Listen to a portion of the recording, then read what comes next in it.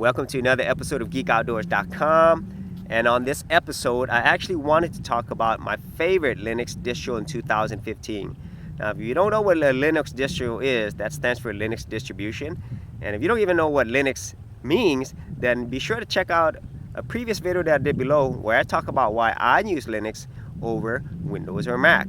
And that'll give you a general idea of what it's all about. Now, for all you geek and tech heads out there, you probably used Linux before.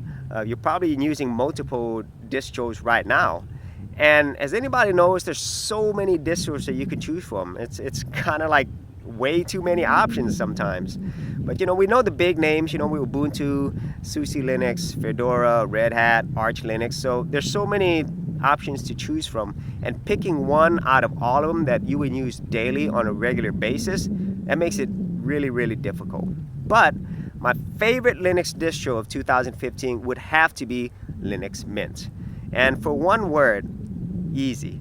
Linux Mint, it's easy to install, it's easy to use, and it's definitely easy to love.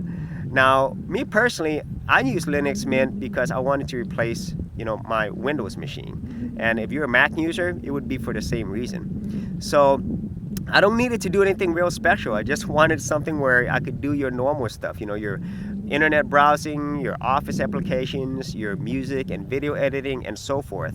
Now, if you've never installed another OS in your machine, we do take that a lot for granted because all these computers that you buy, they already have the OS pre-installed. So that means they've already taken care of the problems of hardware and software compatibility, all the main applications that you need.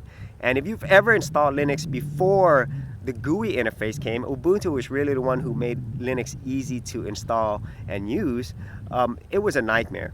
Everything was command line, getting the proper drivers, if they even had them, to work with your hardware, get the right software codecs to do simple things like playing movies or playing your CDs. It was an absolute nightmare. I mean, I kid you not. So unless you really had a lot of time and you were really into tech stuff, most people didn't even attempt to install Linux back then. But now, things have changed. Now, what do I like about Linux Mint when in terms of ease of use? Well, first and foremost, all the software that I would use is in there that I need, such as LibreOffice. I do a lot of spreadsheets, I do Word documents, I do presentations, and so I like that installed prior to me actually having to go install it myself.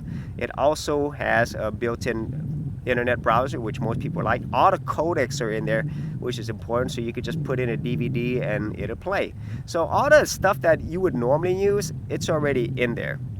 And I also do like their software manager. It is a little slow at times, but it's easier to use. You just more like an app store. And so, Linux had app stores way before the term app store came about. But I think the one that Linux Mint has is the easiest. And also, Linux Mint, above any distro I've used, is just super, super stable. I can't say that a lot about the distros, even like Ubuntu, And also, your interface, there's a lot of options available that you can choose from. Me, I use the Cinnamon version, but if you like things to be a lot prettier, I do like KDE, the KDE version as well. And also there's Mate or Mate and XCFE if you wanted a more lightweight version of Linux Mint. Now, the most recent version right now is 17.2 Rachel. I use 17.1 Rebecca, but I also have other versions of Linux Mint on a USB drive, and I also have it on other devices.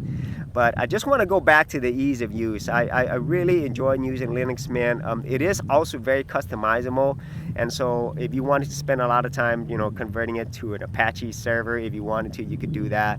Or if you wanted to do some programming, or you spend all your time in the command line, that option is there for you too.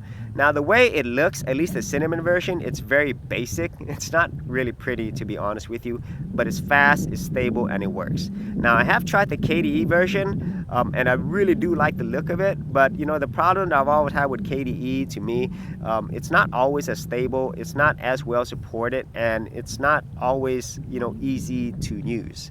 So that's why I love Linux Mint. So if you haven't tried it yet, be sure to head to linuxmint.com, go check it out. And for all you people who are curious about Linux Mint, once again, that's the way to go. And the biggest thing is, if you've never heard of Linux, Linux is free. So you could go ahead, go to linuxmint.com, download the OS for free. And also, if you wanted to contribute to all the people who work on Linux Mint, there are a lot of people around the world who do this for free to give you a wonderful OS. You could also donate as well. Now, leave your comments and ideas or thoughts below. Do you use Linux? And if so, what's your favorite distro? And if you don't even know what Linux is, put your comments below as well.